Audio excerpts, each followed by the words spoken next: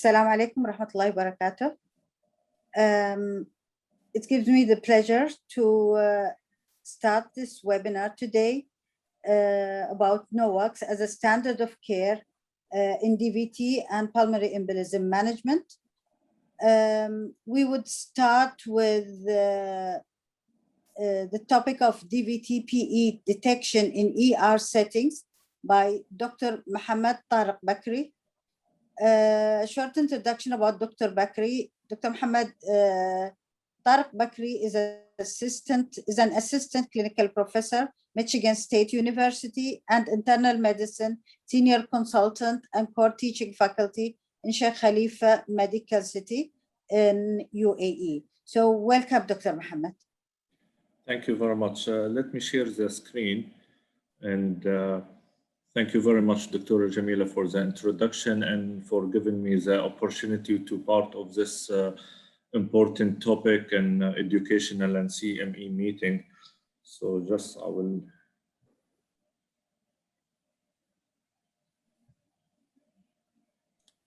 Okay.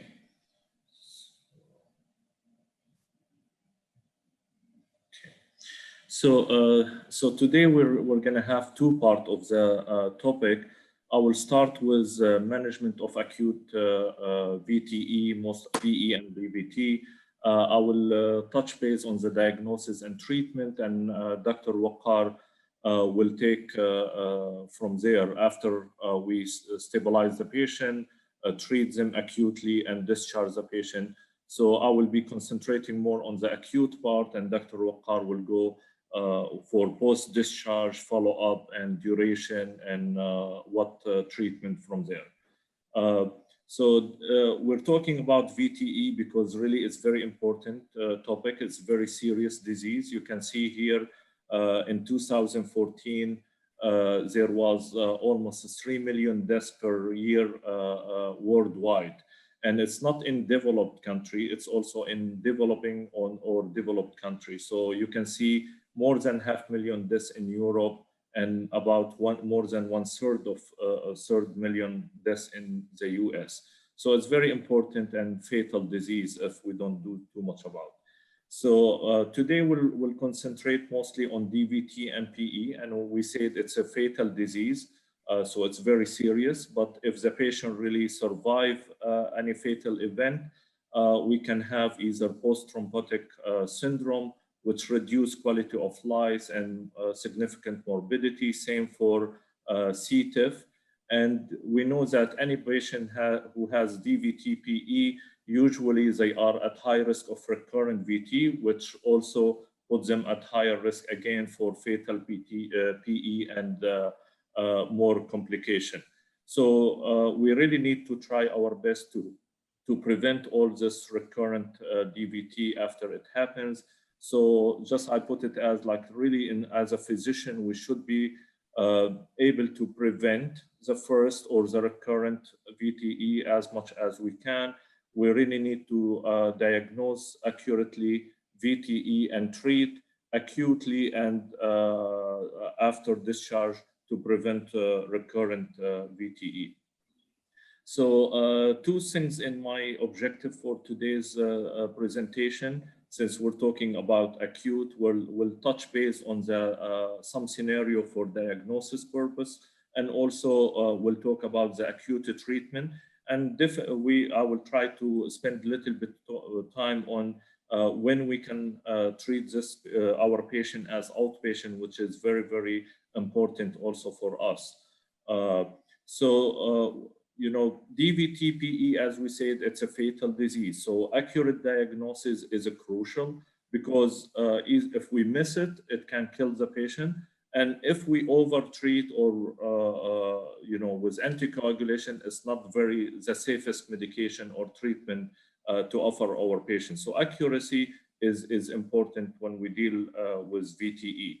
And to be accurate, we really need to combine the pre-test probability and choose the best test. So we can really try to get the optimal diagnostic test where we can get accuracy, reduce number of tests if possible, minimize exposure to radiation, and provide the best quality for our patient.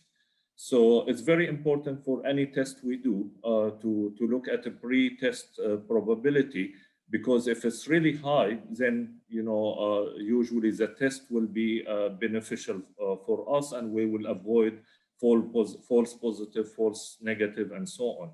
And we try, we're gonna, in the next few slides, you're gonna hear the term low probability, intermediate probability, or high probability, or some people use likely and unlikely.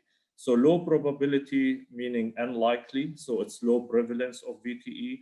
Intermediate or high probability, which is high likely, and the prevalence is high. So to do that, as we said, we need to do like our history and physical as usual, and we need to use our clinical judgment.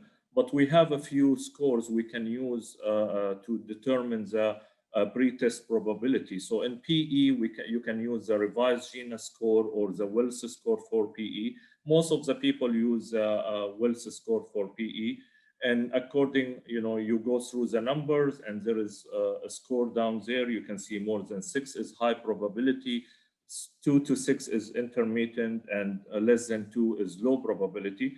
And that will reflect on the right side how for high probability, then more than 50% could be PE, intermediate about 20%, and low probability less than 5%.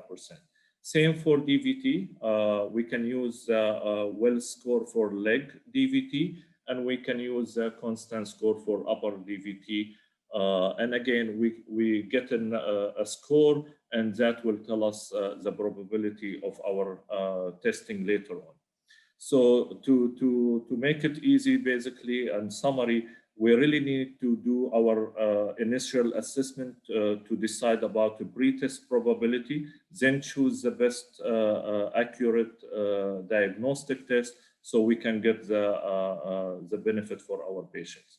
So I will go with this case. It's a suspected pulmonary embolism case. Most likely you will see it frequently. Patient comes to the emergency room, 70-year-old female, past medical history of emphysema, diabetes, obesity, on some COPD treatment and metformin for diabetes. She comes with chest pain, hemoptysis for 12 hours. So how will you approach this patient? Definitely, I mean, we will put some differential. We'll go through full history and physical to rule out some diagnosis, and part of those diagnoses is PE. So usually we will try to concentrate on some history. So this patient, the patient, no DVT symptoms, no prior VTE, no recent surgery or immobilization or active cancer. She had recently viral upper respiratory infection, so she put her also at high risk of maybe superimposed pneumonia, which sometimes can cause the same symptoms.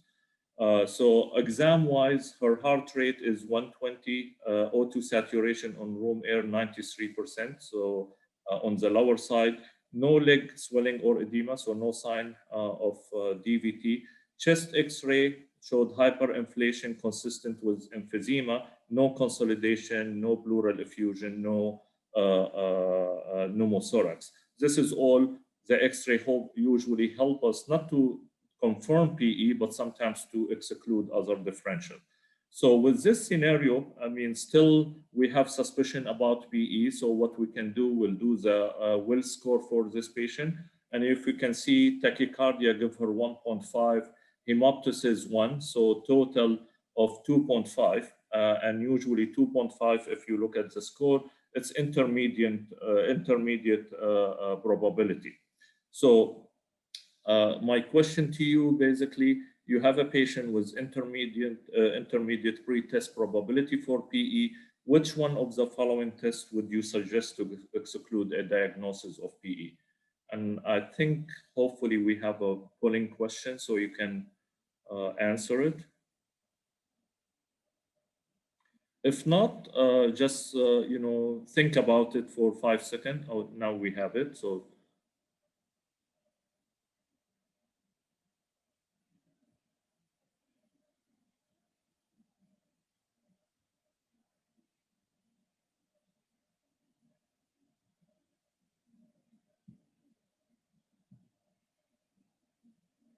So I don't know, I'm not getting any answers. Okay, now, okay. So I see, you know, the majority, 38% they say will do CTPA, and high, about 45% will do high sensitive D dimer. And the rest, 7%, 8% for venous Doppler and echo. So, you know, since the patient is at intermediate pre-test probability, and as we said, we need to really use the safest and the accurate one, and we don't want to expose our patient to unnecessary radiation. So with pre-test probability, the answer usually recommended to go by by high sensitivity D dimer. It's not wrong to go for the CTPE, but I think, as we said, we might overdo CTPE and expose our patient to radiology. So the recommendation from the American Society of Hematology, any patient with intermediate probability or low probability, the best next step to go with D dimer. And usually we need to be sure that we're in a facilities they are using highly sensitive D dimer, because if it's negative, it's usually rule out PE. Again, this is an intermediate or low probability. And we need to keep in mind that D dimer, there is some limitation for D dimer, especially in specific group like hospitalized patient, post-surgery, post-trauma, pregnancy. And we know D dimer is not, it will be elevated not only in VTE, it can be elevated in ACS, cardiac, and other reasons, sepsis, infection. So we need to be careful with it. And now the recommendation from the ASH or the European Society is better to use the age-adjusted D dimer for patient above 50. So usually age by years multiplied by 10. That will give you the D dimer in nanogram. And if you have microgram, usually we divide by 1,000. So this patient, 70-year-old, D dimer comes back as 845 nanogram. For her age, the normal is less than 700. So it's above 700, so it's positive. So what would you do next for this patient? Would you stop investigation and say D dimer is diagnostic and you treat? Would you do serial D dimer every 8 hours for 3 hours? Would you do CTPA, VQ scan, chest X-ray already done?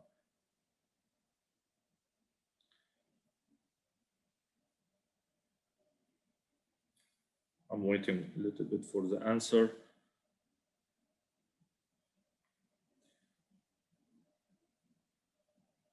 Do we have the answer? Okay. So the majority now, 66% they say will do CTPE, 9% VQ scan, 20% serial D dimer, the rest for like 4% stop and so on. So definitely D dimer, as we said, is not diagnostic of PE. So we really need to do radiological test to confirm. Serial D dimer is not going to help us. So it's really between VQ scan and CTPE.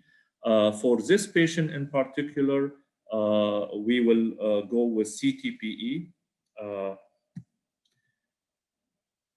So basically, if the patient has D dimer positive, we proceed with either VQ or VQ scan or CTPE, and we'll talk about it later. But in this patient in particular, remember she was 70-year-old.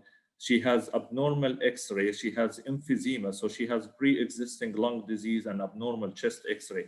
So usually VQ scan is not the best modality to do. So in that scenario, it's preferred to do CTPE.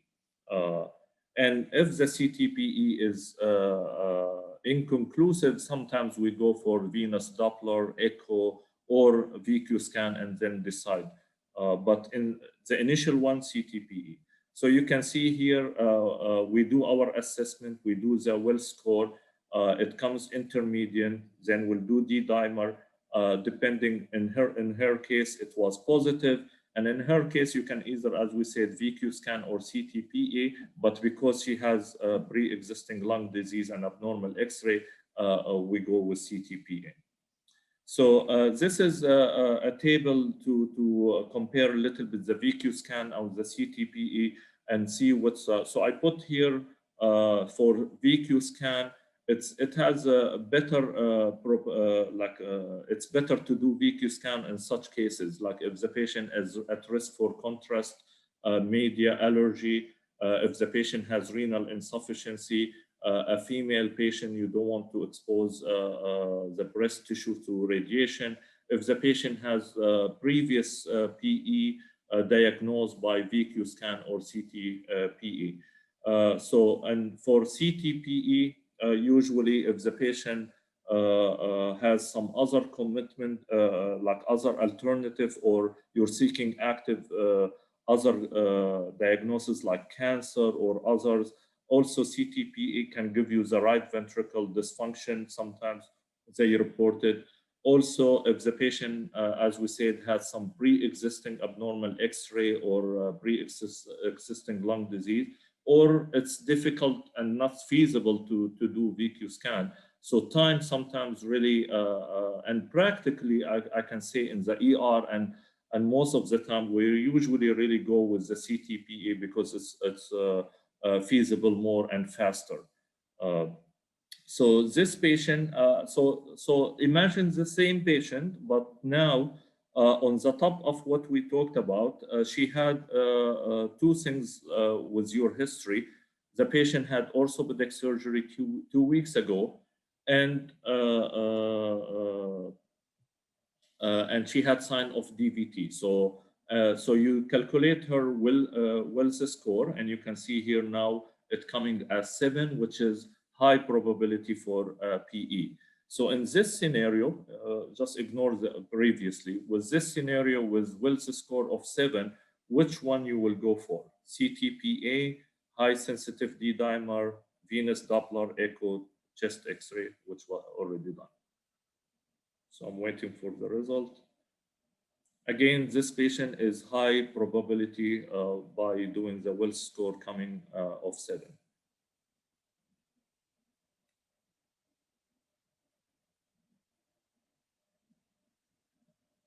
So just for the sake of the time till I get the result, basically here the answer is, here I have some, like about 40% CTPA, 24% high sensitivity D-dimer, 28 bilateral venous Doppler, 4% echo.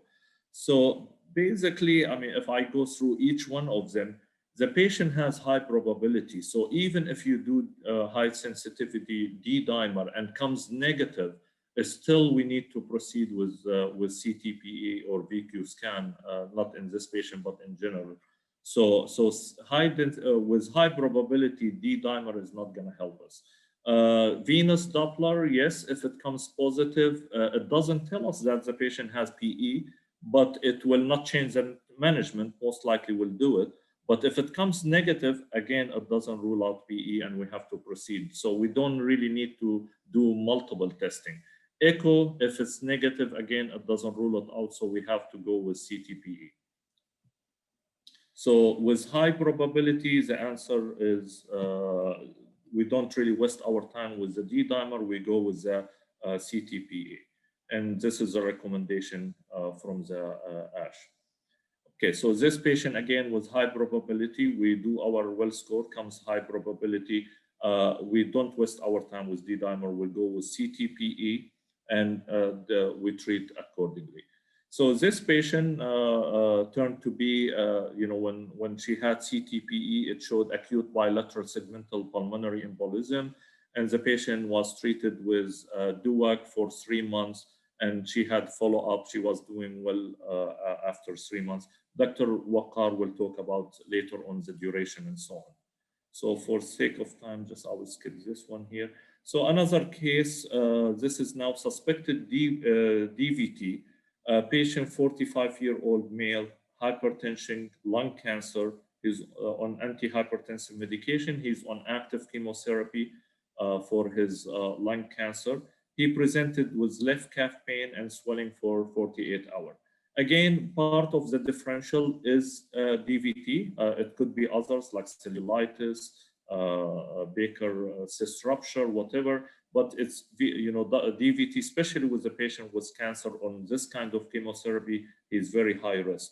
So you dig deep in the history, no recent surgery or embolization, but he's receiving chemotherapy. And this chemotherapy in particular has higher risk for VTE. No chest pain, no dyspnea, no varicose vein. Physical exam, vitally stable. There is no respiratory symptoms, but you can see there is left calf circumference 5 centimeter greater than the right. There is localized tenderness and pitting edema. So again, by doing the well score for leg DVT, you get like 4, which puts the patient at high risk, high probability for DVT. So in that scenario, you know, the physician who sees the patient, they feel, you know, we don't need to waste too much time. So he go with venous Doppler, and it showed really no DVT. So the question, you do venous Doppler in high probability patient, but it comes negative. So what's your next step? Would you stop investigation as his ultrasound is negative? Would you do serial proximal compression ultrasound within 5 to 7 days or earlier if the patient is more symptomatic? Do you do venography? You do CTPA to rule out PE, or you do high sensitivity D-dimer? And again, those scenarios, you really see them almost frequently in the ER and in sometimes in your clinics. So I'm waiting for the answer. So again, the patient did not have any abnormal. So here I got the answer. So 4% for stop investigation. So I'm glad it's very low.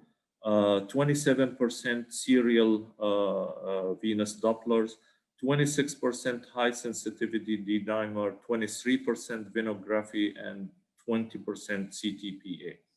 So basically, again, as we said, this patient is high probability, so that even if the D-dimer is negative, doesn't rule it out, and we should not really take it as it is.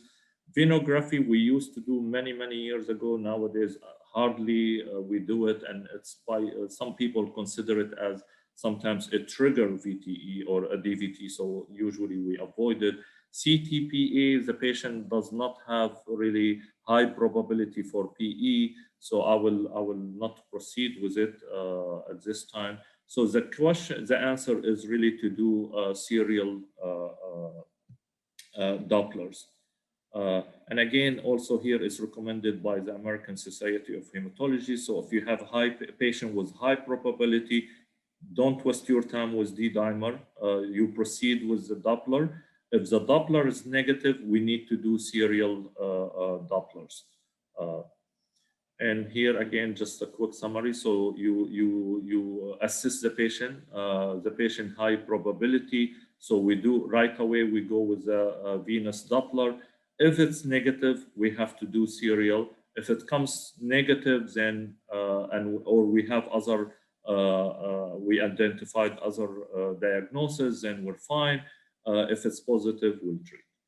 So for patient with DVT and low probability, then yes, same as PE, low. So usually low probability or intermediate, we go ahead with D-dimer, and if it's negative, it will most likely rule it out. If it's positive, then we will treat. So so just as in summary for diagnostic strategy for DVT and PE, as we said, we establish clinical probability, pre-test probability, then select the initial diagnostic D-dimer or CTPA versus VQ to exclude PE. I didn't put, for the sake of time, I didn't put a case on upper extremity, but we do the same exactly as lower limb DVT. The only things with there is not too much data, so and there is many things research-wise to be done for upper extremity. But the recommendation from the American Society of Hematology, you can proceed either with D-dimer or D-Doppler. But in practice, if we have somebody with high probability, we usually go right away with the Doppler. Those patients, they might have a central line or whatever. And again, D-dimer in the hospital, sometimes it's not, there is limitation to it. So just to give you also a couple of things from the European Society of Cardiology 2019 guidelines. So for patient you're suspecting PE with hemodynamic instability, usually we do bedside transthoracic echo. If there is no right ventricle dysfunction, so then we usually look for other reason of instability of shock. If there is right ventricle dysfunction, if the patient allow us and we have a little bit time to do CTPE, we do it. If it's negative, we look for other reason. If it's positive or the patient is not stable really to proceed, we will treat as high risk PE because it's fatal if we don't intervene. For low probability or stable patient, basically it's exactly the same recommendation as the American Society of Hematology. You do your probability, you do some scoring, and depending if it's low, intermediate, you do D-dimer and you treat accordingly. High, you go right away for CTPE and treat accordingly. So I will go with like this is a patient I saw about a year and a half ago. I think a year ago. This patient, she is 47-year-old female. She is on oral contraceptive pills for a regular period. It was started a few months before she had this episode. So she came to the emergency room with a progressive shortness of breath, more with activity. It got worse to a degree, so she came to the ER. At that time, she also had pleurotic chest pain and palpitation. Her family history unremarkable. Medication, as we said, she's on hormonal oral contraceptive for a regular period. So this patient, basically, if you do this well score, it's high. So definitely the patient, they proceeded in the ER with CTPE and it came positive. But also, if you can mention here, the D-dimer was done, which is fine, but we don't need it. We really need to go for CTPE right away. But also we have to do some other workup, which will help us. Of course, she had sinus tachycardia on the ECG. She had right ventricular strain. This is all important finding. She had elevated troponin and PNP, so we will talk about it in the next slide. So this patient, initially, the chest X-ray showed prominent congested both pulmonary hyla, and on the right side, the discharge, you see it got much better. So this patient, the CTPE showed bilateral multiple PE. And on the right side, it was in the right main pulmonary artery. As we said, CTPE sometimes give us if there is right-sided cardiac strain or not. Here they say no, but as we said, the ECG showed some finding. And of course, we proceeded later on with echo as recommended by the European Society of Cardiology. Now, even with a low pulmonary severity score, we should really look for biomarker like BNP, troponin, and also for right ventricular by echo if it doesn't show on the CTPE. So usually every patient with PE, we should do pulmonary embolism severity index.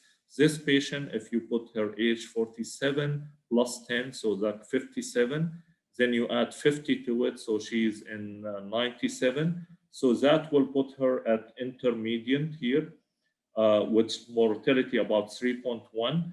But this patient, because she had right ventricular strain by the ECG, and I will show you the echo, it will put her at a step up, which is like high intermediate or high, which the mortality go up from 3.1% to 10.4%. So it's very important to do that because it's for prognosis and also for a treatment. So you can see her echo was positive for dilated right atrium, ventricle, pulmonary pressure was very high. So that go all with that, with PE. So as we said, we have to do, we have to look for right ventricular dysfunction on echo or CTPA, and we should do some cardiac troponin BNP also biomarker, because if it's one or two will be making difference. So this patient, if you go through the algorithm, the patient has both here, so she's going into the intermediate risk, which after, when we did the troponin PMP was high, so it's putting her at intermediate high risk. And the treatment is basically, of course, anticoagulation, close monitoring, and if there is any deterioration, we should really go for reperfusion and thrombolytic therapy.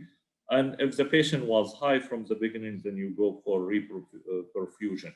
So this patient, we elected to really give her what we call low-dose thrombolytic therapy or half-dose thrombolytic therapy. There was few study before. This is a subject for whole lecture, but I will encourage you really to look at this trial. It's a very significant trial. It's called MOBIT, Moderate PE treated with thrombolysis. So basically those patients, 120 patient divided into 61 patient treated and 60 control. They were giving low dose thrombolytic therapy, which is half dose. They looked at safety. There was no bleeding in each control or treated, so safety was there. And they looked at pulmonary hypertension. They looked at also composite of pulmonary hypertension and recurrent PE at 28 months. That's as a primary. And you can see for treated patient was 16%, for control 57%. So there was a huge improvement with the low dose and with p-value very significant. Same also for the composite result. Also, it was 16% versus 63% in the control group. So, and when they looked at length of stay, there was significant reduction when low-dose thrombolytic therapy was used. And also, they looked at combination of this plus recurrent PE. Also, it was p-value 0.48. When they looked at the recurrent PE and the DIS individually, the trend was towards giving the low-dose thrombolytic therapy, but it didn't reach statistical significance. So the result was really very, very impressive, and the safety was there. Nobody had any bleeding. So choosing the right patient and using low dose with those what we call submassive PE is important nowadays to consider. And many centers like Cleveland Clinic and other centers, and we started really looking at this for possible candidate. You can see this patient after we gave her that, her PMB went down, the dimer went down.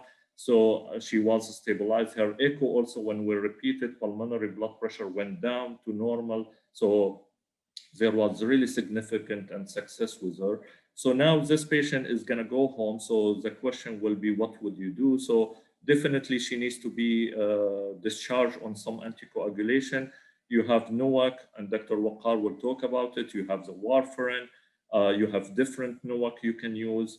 And also we need to decide for how long this patient or any other patient needs to be on anticoagulation, 3 months, 6 months, or maybe for life. And also after, if we're gonna go for life or very extended, what dose of NOACS if we choose a specific medication. This patient was basically discharged on rivaroxaban. We decided with the patient that she's very high risk, so it's better to stay on life, and she agrees. And Dr. Waqar will go through like follow up later.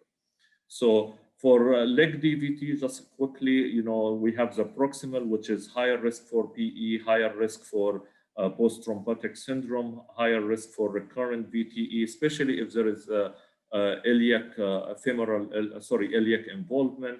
We have also the distal vein, which is from the below the popliteal, so proximal popliteal and above and so on.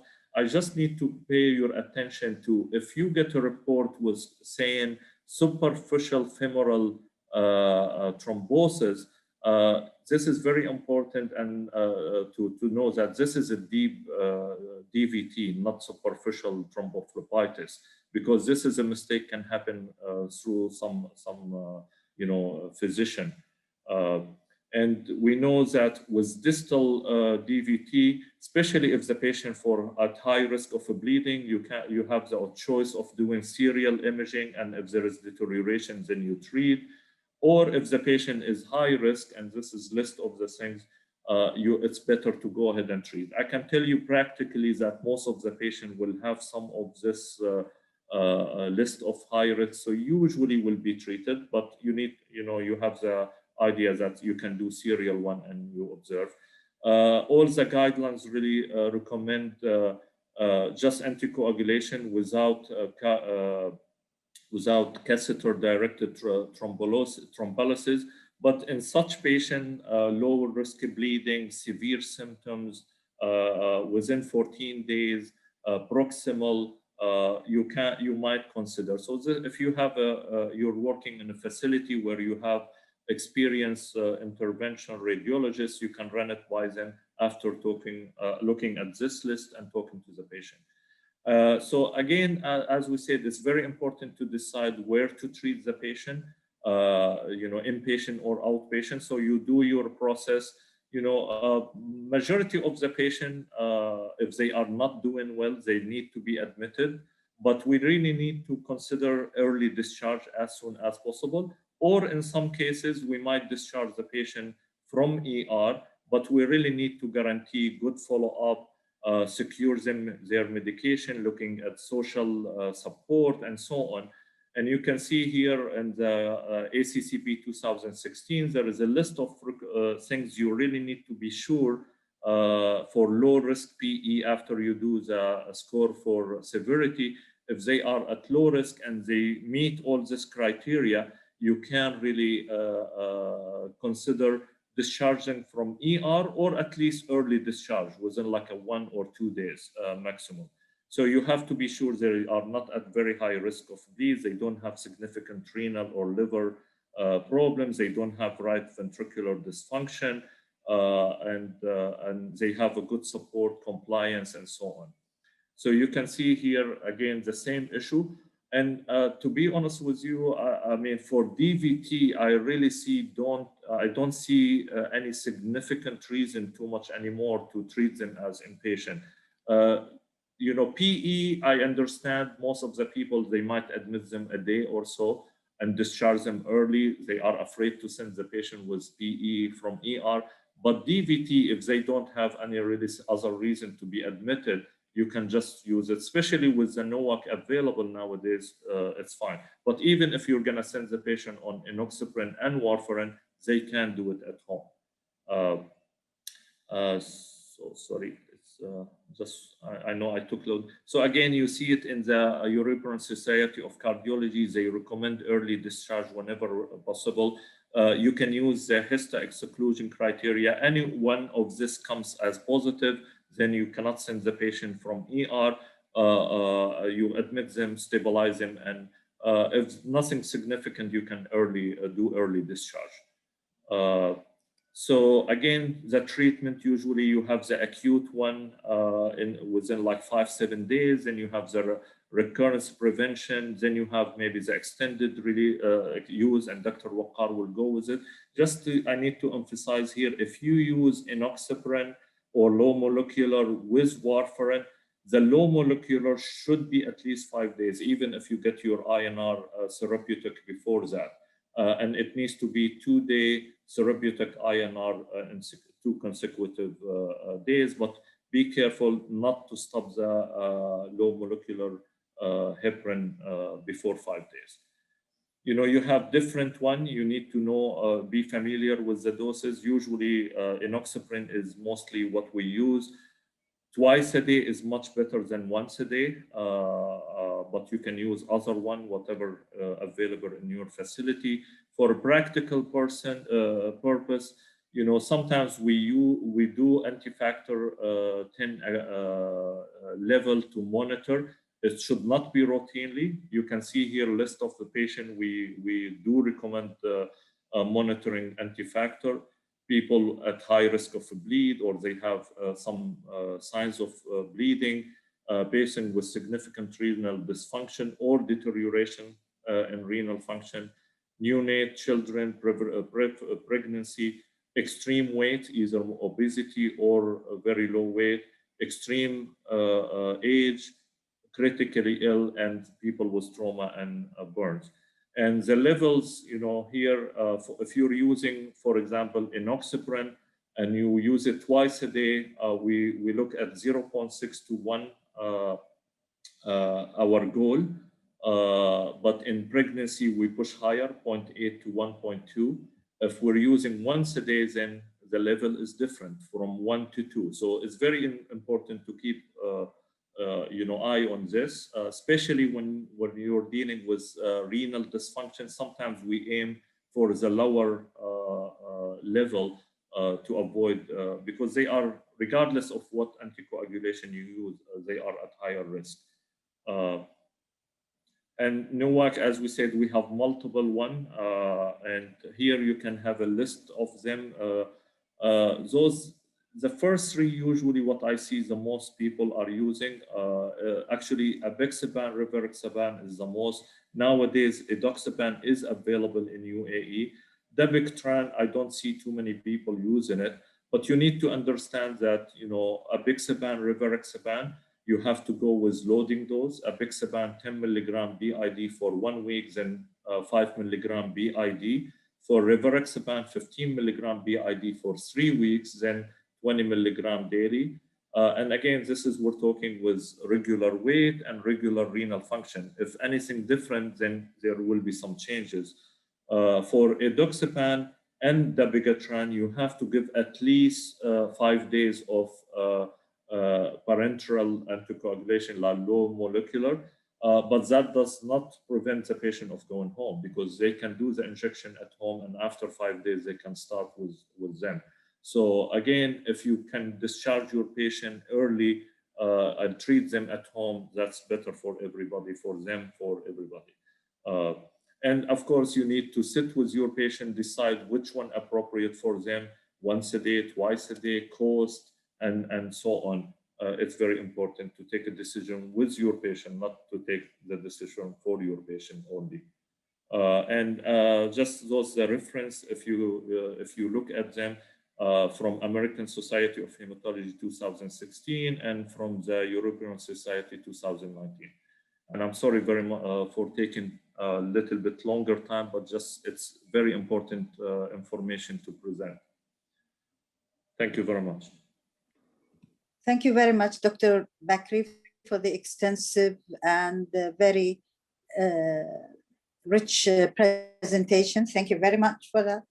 And we would move now to the next topic, which is about the role of NOACS in VTE management by Dr. Waqar Haidar.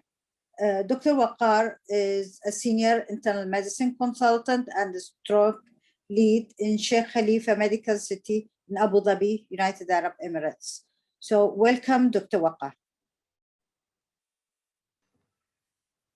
Thank you for the kind introduction. Thank you, Emirates Internal Medicine Society, to give me this honor and opportunity to talk about such an important topic, which is role of NOACS in VTE management. So without further ado, we'll start the objectives of our session today. We'll first talk about the case. This is a very similar or same case which my colleague just talked about. We'll then talk about VTE treatment and what are the guidelines.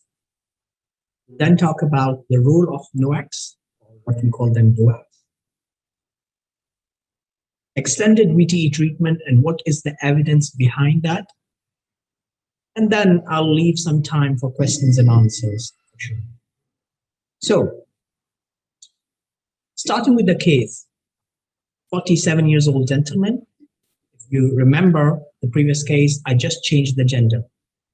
No past medical history, recent long-haul flight from UK. This is pre-COVID era, so remember.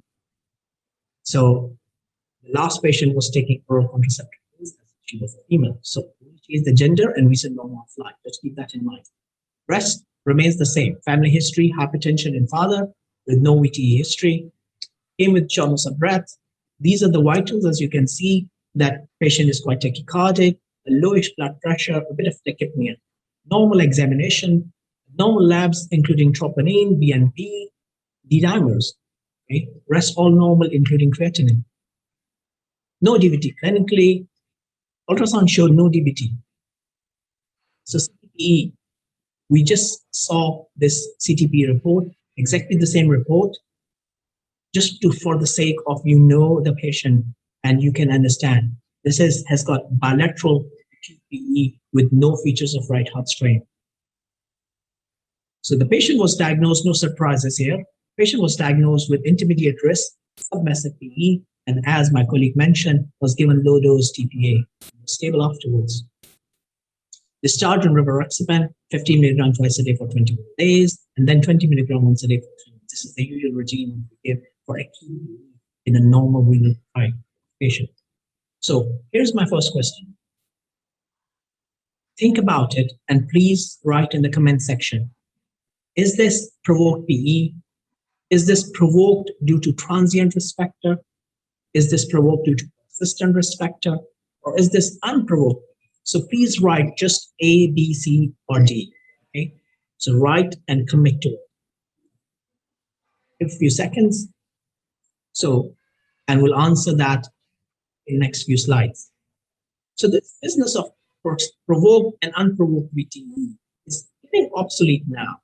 So what we now more talk about transient risk factors, it could be major or minor, or persistent risk factors or irreversible risk factors, or no risk factor, which can lead to unprovoked VTE.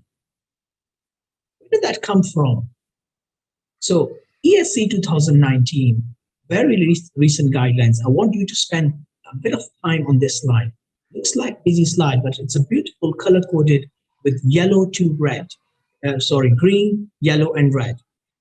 So with the green showing you less than 3% recurrent risk of VTE, and all it means that the people who have got major transient or reversible risk factor, so like surgery with GA, more than 30 minutes, you have been in the hospital, confined to the bed for more than 3 days, or you had the trauma with fractures. This is low risk of recurrent. You have a major transient reversible risk factor. How about the others? So intermediate risk is another one, which has got 3 to 8% risk per year. So risk is actually not negligible. It is there. Talking about the transient or reversible risk factors, either you have a minor surgery, either you have been in the hospital for less than 3 days, you have been on contraceptive pills, estrogen therapy, or pregnant, like our previous patient was on OCDs, confined to the bed out of the hospital, leg injury, or in our case, long-haul flight. Okay, so it's a transient reversible risk factor, or non-malignant persistent risk factor like IBD or autoimmune, or no identified risk factor. So these will give you intermediate risk profile. Who will give you high risk? High risk is the ones who have got active cancer, the ones who have got previous VTE, and the ones who have got antiphospholipid syndrome. These are red. So these will give you very high risk. So this is another slide showing you that patients who have got provoked by surgery have got very low risk. Old slide from Beglin, very low risk. The ones who have got provoked by non-surgical risk factors, the risk goes up, and unprovoked even higher and higher. As you can see in very earlier on, at around 3 months, the risk starts to go separate. So as you can see here, the risk is still there, and with unprovoked, it starts keep going up, up, and up as the time passes. So trying to answer our question 1, this, in our case, the patient had a provoked PE due to a transient risk factor, which was a long-haul flight. Let's talk about role of DOACs or NOACS. Okay, so all 4 DOACs currently available: dabigatran, rivaroxaban, apixaban, edoxaban in recovered trials, in Einstein, DVTPE trials, Amplify trials, and Hokusai trials, that when they were compared with DOACs versus warfarin, they were all having non-inferior. Okay? So they are equally good. About the bleeding, major difference in terms of hazard ratio, even all throughout again, even up to the point where there is 46% relative risk reduction and up to 70% relative risk reduction in some cases, like Amplify with apixaban or with rivaroxaban, in reducing the major bleeding. So DOACs are the winner. Is that? Let's see the systematic review and meta-analysis. This is by Kakus and European Society of Cardiology in 2014. Okay. And what they showed us that in terms of major bleeding, you can see throughout again favoring NOAC, okay, more so with some of them like Einstein PE or Amplify, more so, okay. Similarly, in terms of net clinical benefit, here again, both for Amplify, you can see even for Hokusai as well, and Einstein PE. Again, the diamond is towards favoring NOAC. So overall, net benefit and also major bleeding benefit for NOACs.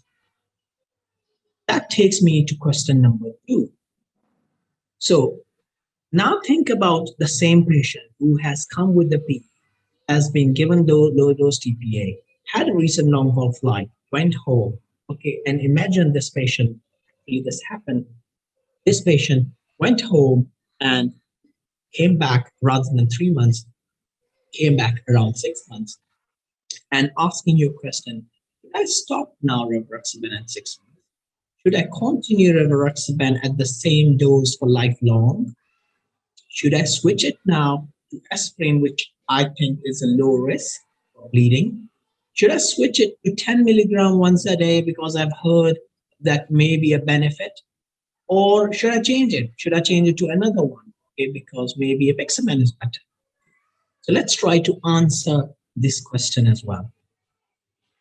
Several trials being done, as you can see, starting from DEBI, from Resonate and Remedy, where it was compared with placebo or warfarin, rivaroxaban, where it was compared with placebo, or with aspirin, both doses, 20 milligram and 10 milligram, we'll talk in a second.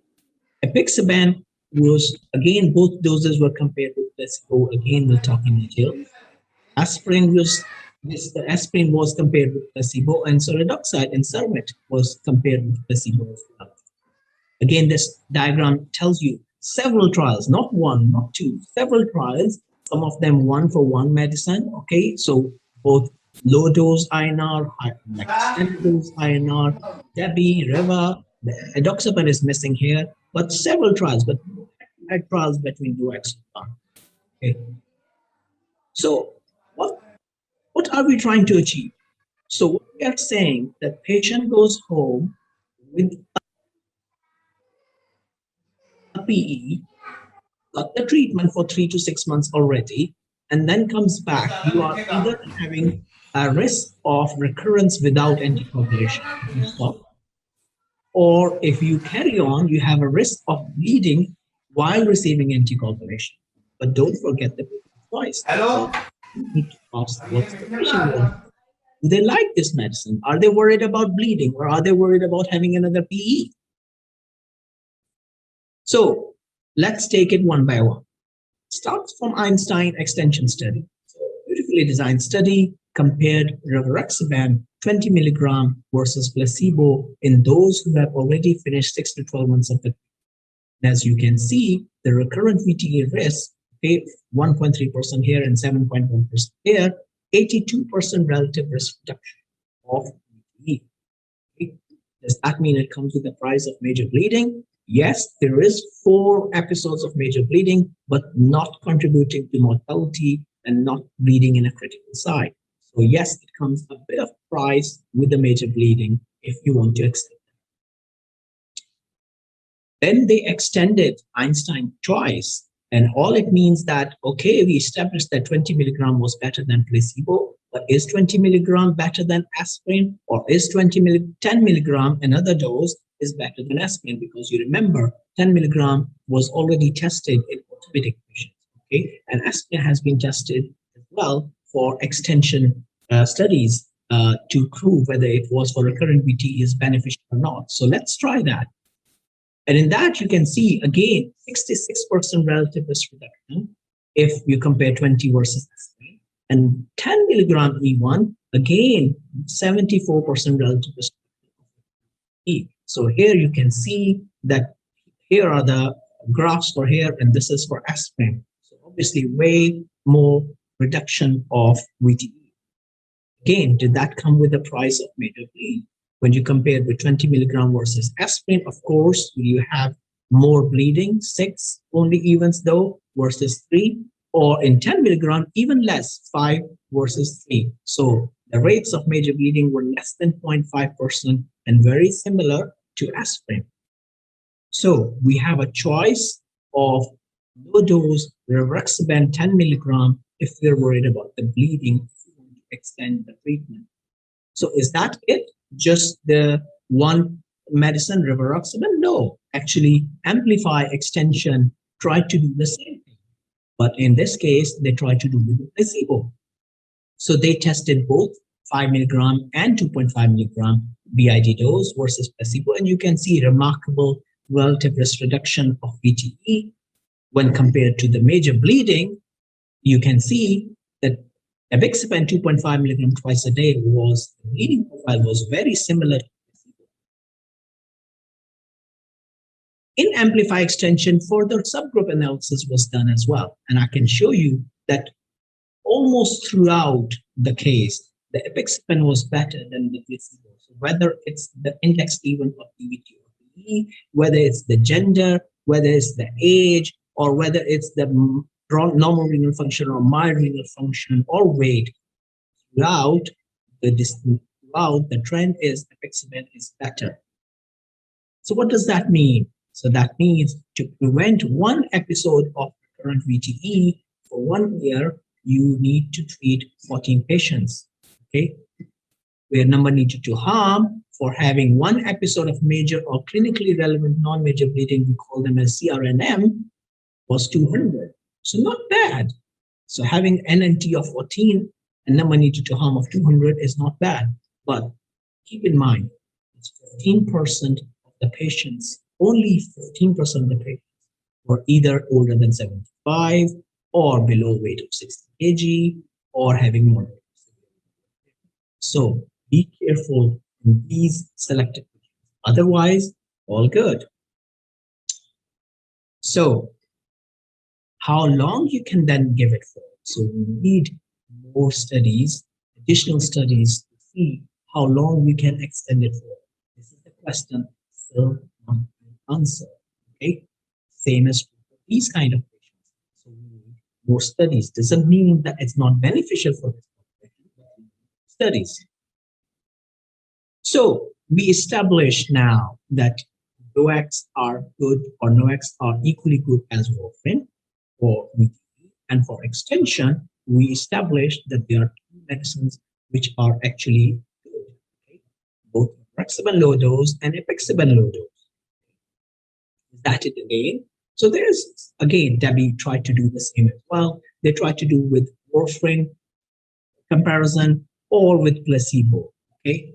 Not so much advantage, okay, I have to say.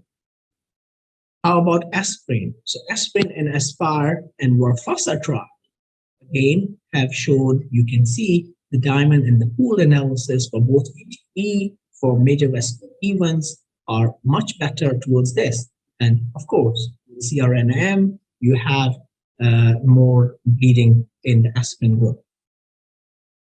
So what we just established now, that in the Amplify extension, in the Einstein extension, you have two medicines, apixaban 2.5 or 5 mg, much better than placebo with a P of 0.001. And same is true, but remember this was 20 milligram 1.3 versus 7.1. But we also have Einstein choice to prove that even it was better or equally good in terms of bleeding versus aspirin in terms of rivaroxaban 10 milligram.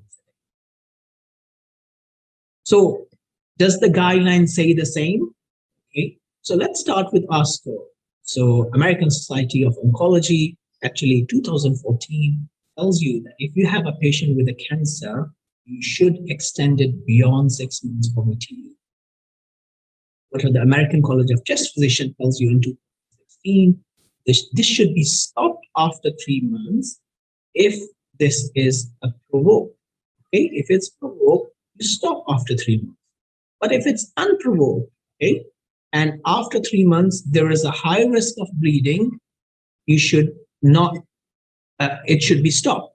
Okay, but if it should be extended with a low or moderate risk of bleeding. Essentially, stop after 3 months if it's provoked. Stop after 3 months if it's a high risk of bleeding, if it's unprovoked, but if it's a low or moderate risk of bleeding, you extend it.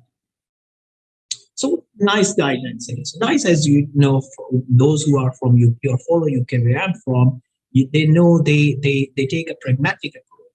Okay, and as we just discussed, they talk about benefit risk assessment needs to be done. Okay, at 6 months for those with unprovoked VT, or at 6 months with cancer. So 3 months for unprovoked or 6 months with cancer.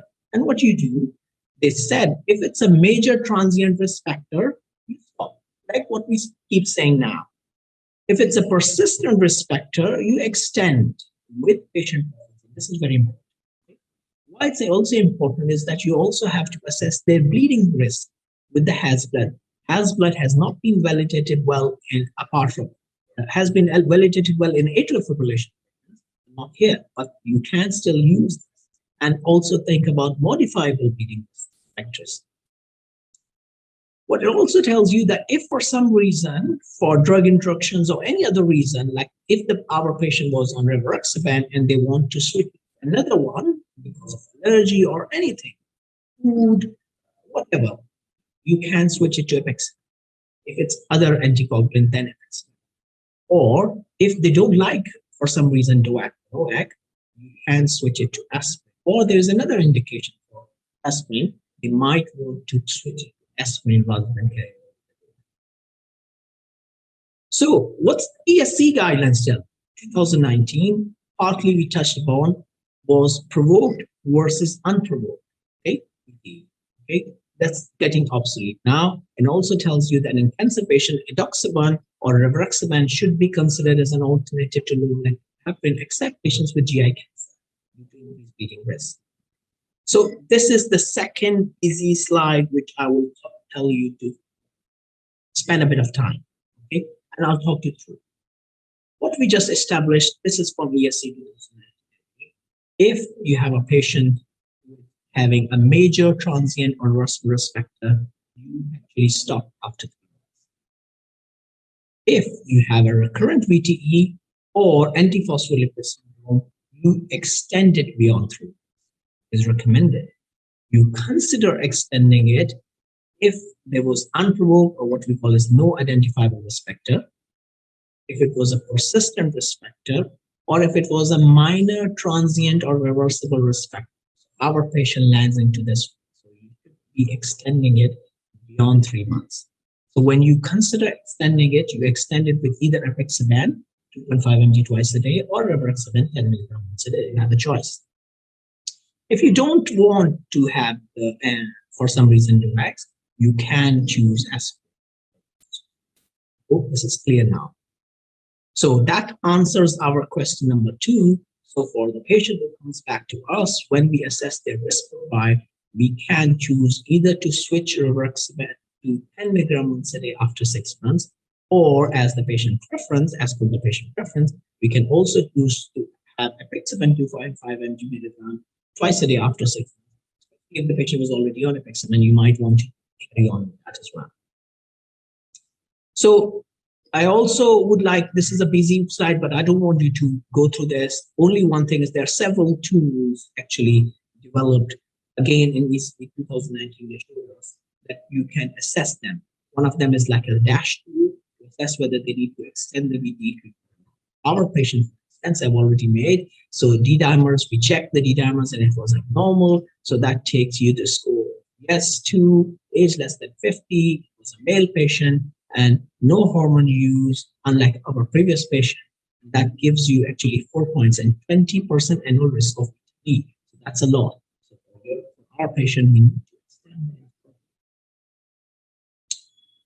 Just like going through the research, I found these two articles. First of all, this one is in July 2019, very recent systematic review and meta-analysis, and it tells you 18 studies, more than 7,500 patients, and what it tells you that you have risk if it's unprovoked VTE, you have a risk of recurrence 10% in the first year, 16% in 2 years, 25% in 5 years, and 36% in 10 years. Okay, so with 4% resulting in, so it's an established and considerable risk of VTE might be even leading to death. Another systematic review and meta-analysis, quite recent one in June 20, that whether these extended therapy are of any benefit, and it all tells you that you can give it for 1 year. It will reduce VTE recurrence and mortality. However, it could increase CRNM, what we just discussed. The only other thing which I found, I wish this would have been continued. We were talking about head-to-head trials, the COVID trial, which was trying to establish warfarin versus apixaban versus rivaroxaban 10 milligram once a day. And unfortunately, it was terminated at lack of enrollment. So no more we are having it. So I'm not aware of any head-to-head trials for any of these to extended VTE treatment. So last few slides about what are we trying to achieve. So what we are trying to achieve is we did the initial treatment with acute clot, we stopped the propagation, prevent the PE, and restore venous rhythm. But what we are trying to achieve, once we establish, I keep saying recurrent VTE, okay? How about these post-thrombotic syndrome and CTAP? So let's talk about them in next few slides. CTAP is a disease caused by persistent obstruction by the thrombi, okay, causing this to have pulmonary hypertension. Pulmonary hypertension, you will see having high pressures. You need these for diagnosis, you need measurements, and you need a VQ lung scan for the first-line imaging study. Surgical pulmonary endarterectomy is the treatment for ones who are operable. Otherwise, you can for balloon pulmonary angioplasty. There are medical treatment. Other medical treatment includes anticoagulation, which is lifelong, diuretics, and oxygen. This is interesting. I want you to spend a bit of thinking about it. Lifelong oral anticoagulation with BPA is recommended, and also after successful PE or BPA. And there's no data so far for CTAF patients from NOACS, which might come in the future. So this is what I follow, ESC 2019. It tells you that you assess the patient with dyspnea, you do the TTE, and if there's a high risk or intermediate risk, you go for VQ scan and refer to CTAF expert to work up for pulmonary hypertension. Last two slides for post-thrombotic syndrome. Post-thrombotic syndrome is a common late complication for DVT patients. Incidence is up to 40% within 2 years. This is quite incidence, okay? What happens, obviously you get pain, you get swelling, and you get then venous ulceration. How you treat? You treat by having lifestyle education, by compression, stockings, for instance, medication like anticoagulation, or surgical options are there as well. That takes me to the thanks slide. Thank you so much for giving me this opportunity again, and I'm happy to do the questions. I'm happy to answer.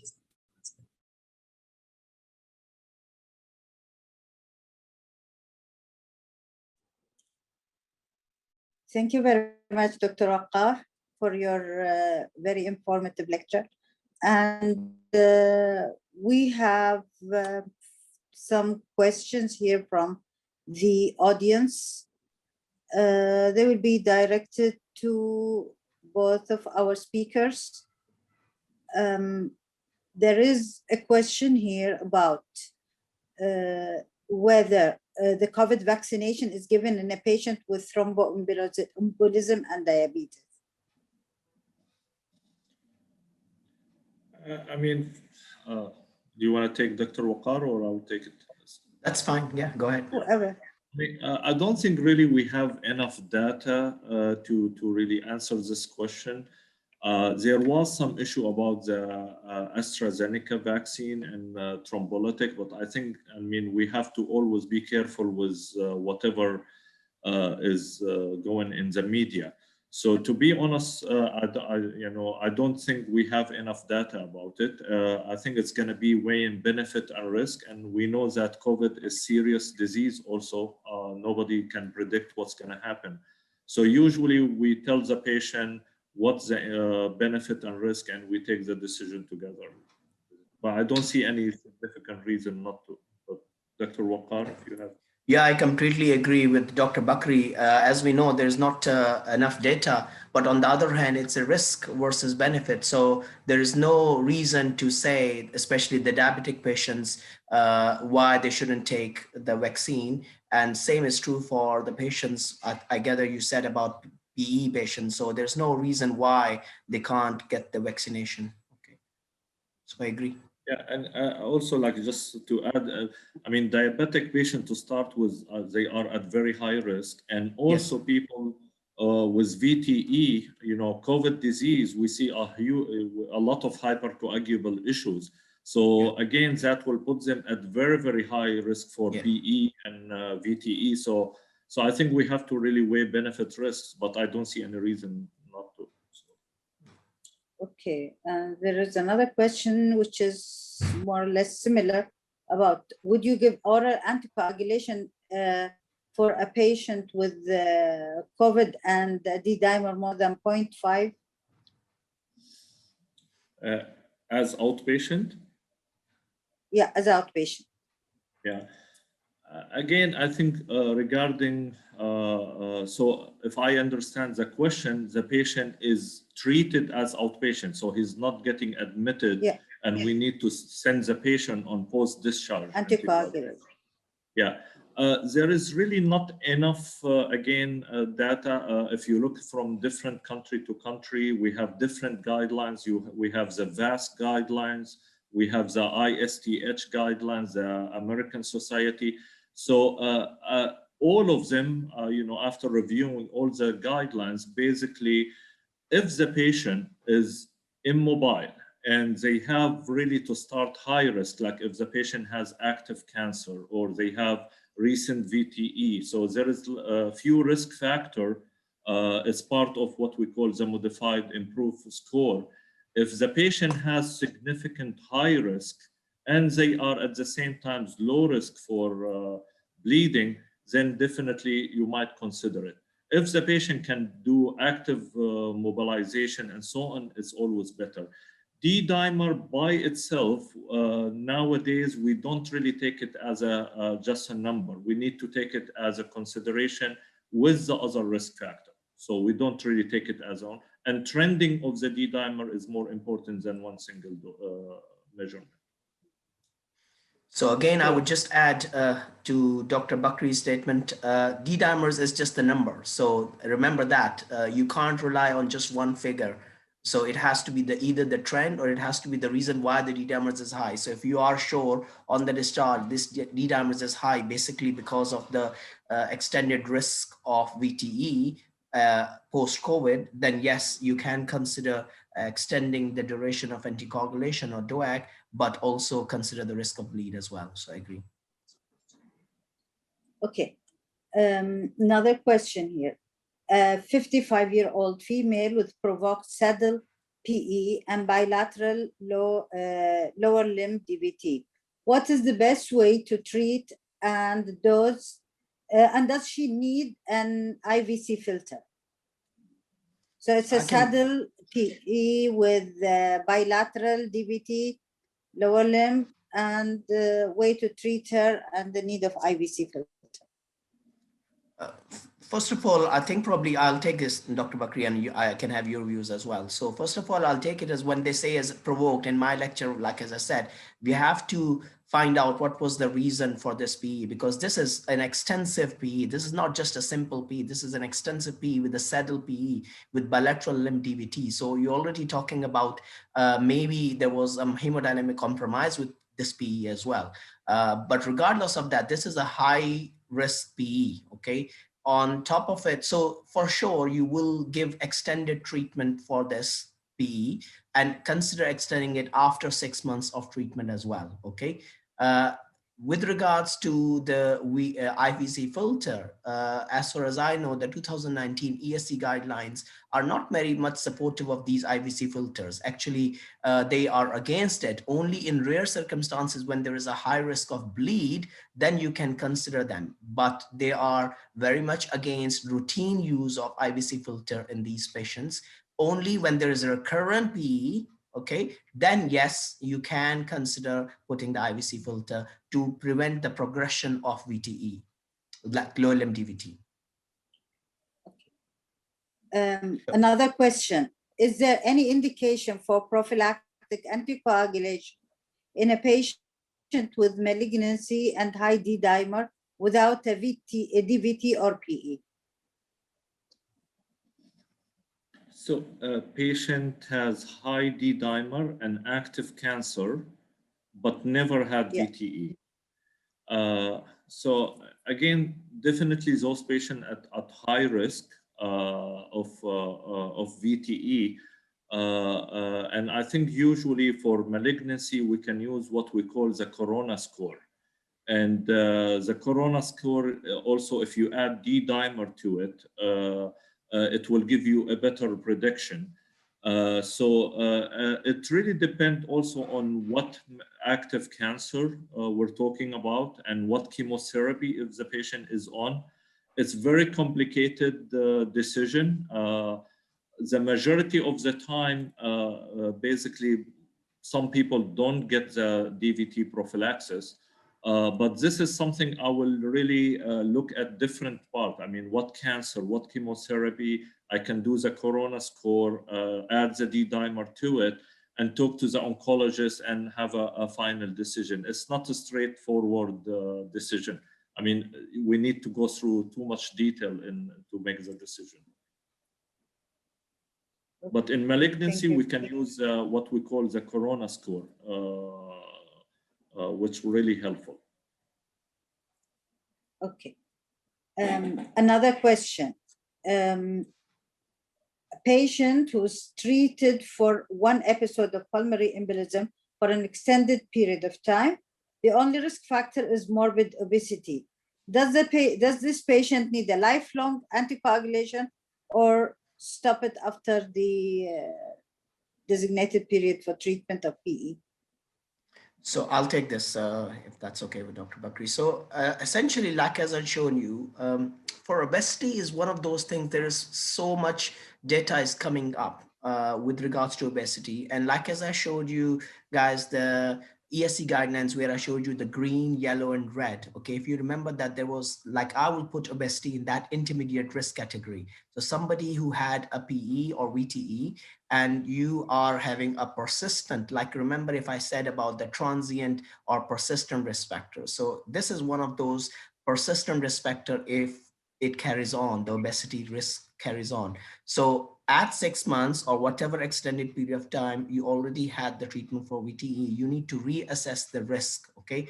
Now for reassessing the risk, if the obesity is the only thing, you try to modify that risk, which is obviously the lifestyle education and lifestyle advice to change this obesity as a risk factor. But if the risk factor for say it continues, okay, and there is no other risk factor, now you are against on one hand the risk of bleed of your continuing low dose of anticoagulation or low dose of DOAC, whichever you choose, versus the risk of VTE because of the obesity. It's a tough one, I would say. I would say I will get the patient in, and if the patient is happy to continue with the low dose of anticoagulation, I would carry on with the low dose of DOAC, and I can choose either rivaroxaban or apixaban. But explain the patient the risk of bleed, it's still there with that low dose. But we have to also remember that like as I showed you again in one of the slides, that these extended duration is also still being, more studies are coming that how long they can be extended. So it's not about lifelong anticoagulation for these patients. I'm happy to take if Dr. Bakri has a different view on this. No, I think I agree. This in some cases is really like a thin line. There is no right or wrong, but as you said, those patients, they are at high risk. So if we stop the anticoagulation, the patient need to understand, and actually this decision always needs to be with the patient. I mean, the patient can also guide. I mean, some patients are afraid of a bleed, so they will be more willing to stop and take their chance. Some patients are more towards like they don't want to get another PE or whatever. So really the decision needs to be with the patient. If they decide to stop, we can stop. You can sometimes, use a D dimer a few weeks after and see if it's really high and no other reason for it. Then you, again, it's a dynamic, as Dr. Waqar said, it's dynamic reassessment, talking to the patient, because it's not very easy decision always. Thank you. Another question here. One of our colleagues says that I have currently a patient with hemorrhagic shock due to GI bleeding. She has atrial fibrillation and was on dabigatran. When do we resume the anticoagulation?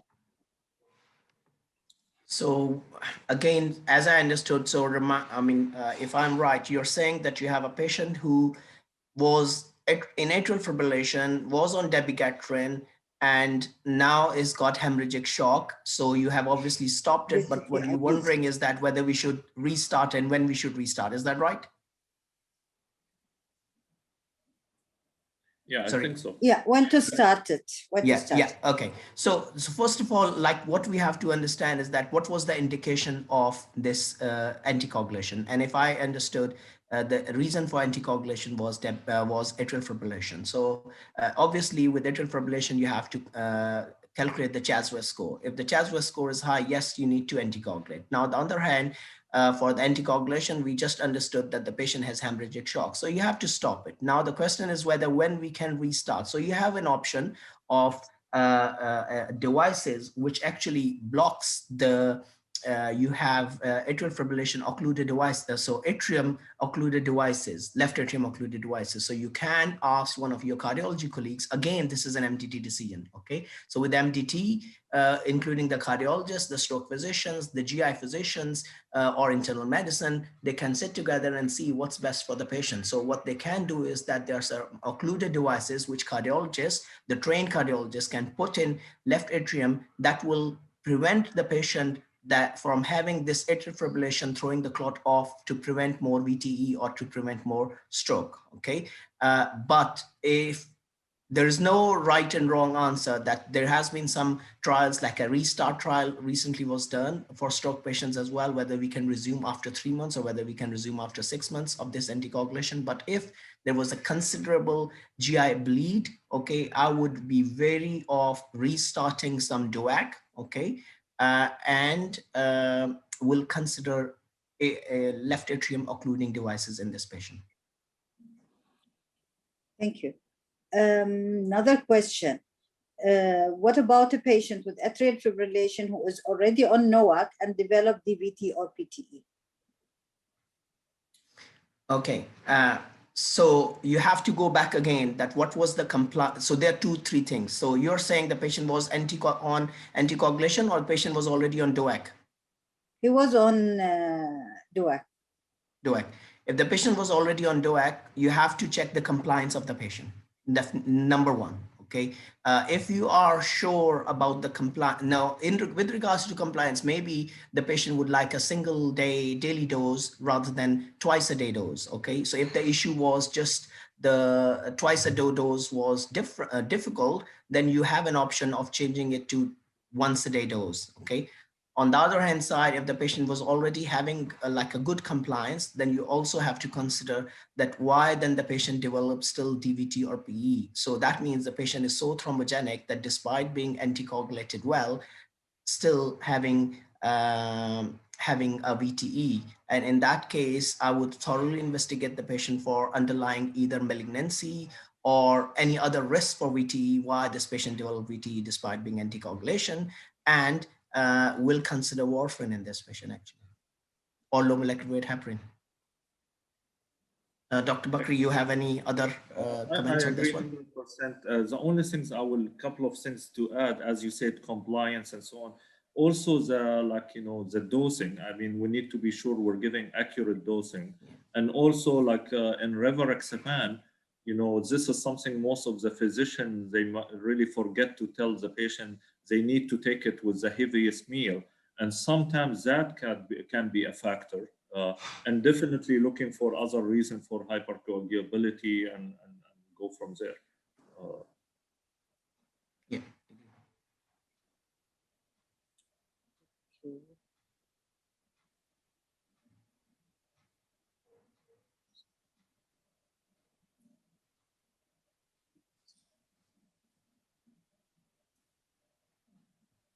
Does the presence of DVT simultaneous with PE alter the duration of anticoagulation, and does it indicate longer duration of therapy?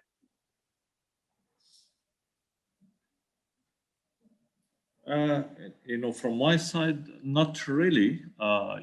Usually sometimes patient we diagnose with DVT, they don't have too much symptoms. So the majority of the time we don't do the other test. So if we look at statistics, a lot of patients, they have really both. So usually, depending on what's the cause, is it really something provoked, as Dr. Waqar said? So really it doesn't. But sometimes, when we talk about PE without DVT, if let's say the patient comes with PE and we don't diagnose DVT, they are at threefold higher to come back again with really PE. So that might play a little bit role, but usually it's the same process. Okay.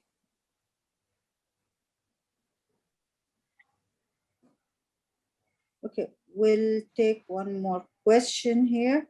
What is your treatment for a pregnant woman with pulmonary embolism who developed heparin-induced thrombocytopenia?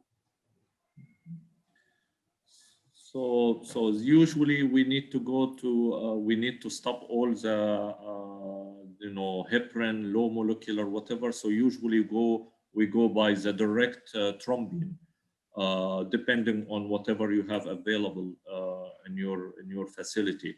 And definitely we cannot use DOAC or NOAC in pregnancy. So we go with the antithrombin, direct antithrombin therapy. Okay. I think we are here now at the end of our webinar for tonight. And I would like to thank our presenters, our speakers, for the excellent topics that have been presented and discussed. And I would like to say thank you to our attendees as well. And would like to say that this presentation, the webinar has been recorded and it will be posted on the website of the Internal Medicine Society later on. And thank you very much, everybody, and have a good evening. Thank you, everyone. Thank you very much. Thank you. Thank you.